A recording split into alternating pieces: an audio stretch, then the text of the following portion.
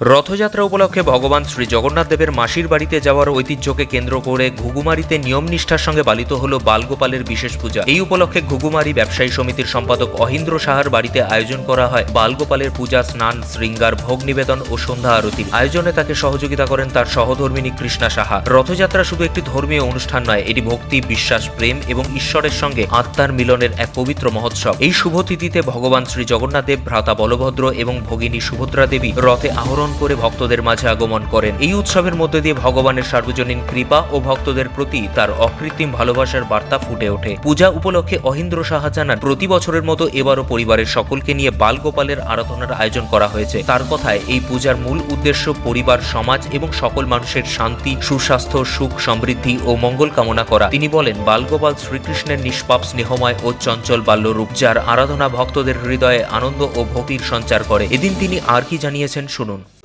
দাদা, আজকে তো জগন্নাথের পুজো, সেই উপলক্ষে আপনি হঠাৎ এত গোপালদের নিয়ে আজকে আয়োজন, যেখানে গোপাল পুজো বা গোপাল মন্দির থাকতেও এখানে আপনারা এখানে গোপালগুলো কেন নিয়ে এসছেন? আমি আজ 8 বছর হলো আমার বাড়িতে, 9 বছরে পদার্পণ করলো মাসির বাড়ি। তো আমি প্রথম থেকে বুঝতে পারি নাই যে জগন্নাথ আসলে কি করতে হয়, এটা আমার ধারণার বাইরে ছিল। আমাকে যখন আমরা যখন বাজার কমিটিতে বসার পরে সবাই মিলে আলোচনা করার পরে যে কে নিবে, তখন কেউ রাজি হলো না। আমি হঠাৎ করে রাজি হয়ে গেলাম। তারপরে আসার পরে দেখি যে জগন্নাথের যে এত কৃপা এবং জগন্নাথের যে এত কিছু আয়োজন, এত কিছু করতে হয়, এত নিয়ম কানুন, এত আমি কিছুই জানতাম না।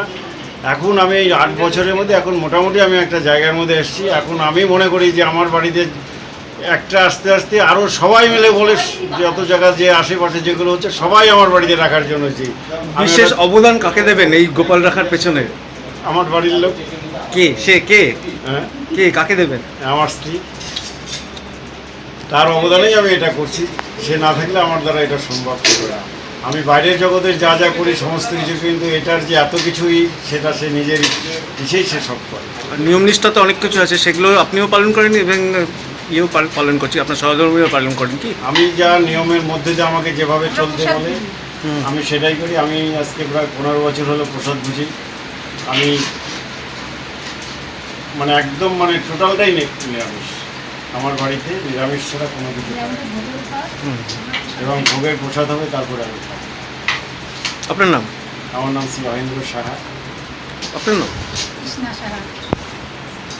সহধর্মিনী কৃষ্ণা সাহা জানান, পূজার প্রতিটি আচার অনুষ্ঠান শাস্ত্রবিধি মেনে সম্পন্ন করা হয়েছে। ভোগ নিবেদন, আরতি এবং প্রসাদ বিতরণের মাধ্যমে অনুষ্ঠানের সমাপ্তি হয়। পূজায় আত্মীয় স্বজন, প্রতিবেশী ও ভক্তদের উপস্থিতিতে এক আন্তরিক ধর্মীয় পরিবেশের সৃষ্টি হয়। পাশাপাশি মেলা কমিটির সভাপতি কমল ঘোষ কি জানিয়েছেন শোনাবো। এবছর তো 40 বছর, সেই উপলক্ষে আপনারা এবার যে নতুন নতুন চমক কি আছে? প্রথমত এটা আমাদের 40 বছর এবার পদার্পণ করলো। আর এই রথযাত্রা যে কমিটিটা গঠন হয়েছে, সেই কমিটিটাও স্বচ্ছভাবে গঠন হয়েছে। সকলকে নিয়ে আমরা এই কমিটি গঠন করেছি। এখানে বাজার কমিটি আছে, ওয়েলফেয়ার যুক্ত আছে, মায়ের ইচ্ছা ক্লাব, জনশ্রী ক্লাব, এখানকার সবাই আছে। এবার চমক বলতে দেখুন, সবচেয়ে বড় ব্যাপার এখানে সুরক্ষার যে ব্যবস্থা, সেই সুরক্ষা বা অজস্র সিসিটিভি ক্যামেরা এখানে যেমন রয়েছে, পুলিশ প্রশাসন রয়েছে, প্রায় 200-র উপরে আমাদের ভলেন্টিয়ার্স, আমাদের মাতৃশক্তি একটা গ্রুপ রয়েছে, যা 100-র উপরে ভলেন্টিয়ার্স আছে। যুবক সমাজ এই ভলেন্টিয়ার্সের মধ্যে আছে। আর চমক আপনারা দেখেছেন যে এবার রথ আমরা যা শুভ সূচনা করলাম, ভারত সেবাশ্রম সংঘের মহারাজ অতীশানন্দ মহারাজ এটা শুভ সূচনা করেন এবং আশিগড় মোড় থেকে ঘুরে ট্রাফিক মোড় হয়ে নির্বিঘ্নে আবার মাসির বাড়িতে সে ইতিমধ্যে এসে পৌঁছে গেছে। মেলাতে হস্তশিল্প, কুটির শিল্প আমরা এবার বেশি গুরুত্ব দিয়েছি। কতদিন যাবৎ চলছে চালাবেন মেলা? 16 থেকে 26 তারিখ অবধি আমাদের এই মেলা চলবে এবং এখানে চলবে। রাত 10টার পরে কোনো ধরনের কোনো মেলাতে আমরা অ্যালাউ করব। এবছর তো দুর্গাপূজা আপনাদের আরেকটা নতুন চমক আসছে, যেটা নাকি ইলোরা কেভ এরকম কিছু, সে ব্যাপারে কী বলবেন? না দেখুন, দুর্গাপূজার কমিটিতে আমরা নেই। দুর্গাপূজার কমিটি নিয়ে ভাবনা হবে, যখন আমাদেরকে ডাকবে আমরা যাব। এবার এই মেলা কমিটিতে বা এই যে মেলা কমিটি তাকে আমাকে সভাপতি তারা চয়ন করেছে। আমাদের সকলেই এখানে আছে, বিভিন্ন দায়িত্ব নিয়ে আছে।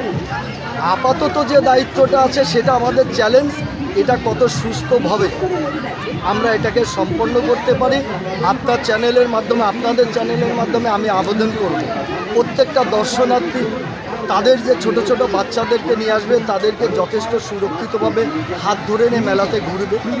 স্বর্ণ অলংকার যত পরিত্যাগ করে আসা যাওয়া যায়, অর্নামেন্টাল যত বাজারজাত আছে সোনার টাইপের দেখতে, সেটা পরে আসুক। আর প্রশাসন যথেষ্ট পরিমাণ তৎপর, আর আমাদের ভলেন্টিয়ার্স প্রায় 200-র উপরে ভলেন্টিয়ার্স রয়েছে। আপনার নাম?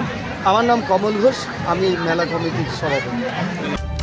আয়োজকদের বিশ্বাস, রথযাত্রার মূল শিক্ষা হলো সত্য, প্রেম, করুণা ও ভক্তির পথে চলা। এই উপলক্ষে তারা সকলের জীবনে সুখ, শান্তি, সমৃদ্ধি এবং মহাপ্রভু শ্রী জগন্নাথ দেব ও বালগোপালের আশীর্বাদ কামনা করেন। শিলিগুড়ির ঘুঘুমারি থেকে নিজস্ব প্রতিনিধির রিপোর্ট, টাইমস 14 বাংলা।